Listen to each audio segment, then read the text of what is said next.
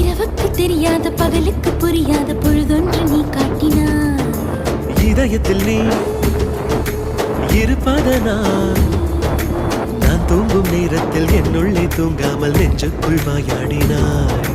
கண்ணாடி நீ கடிகாரம் நான் உன்னுள்ளே ஓடோடி வாழ்வே.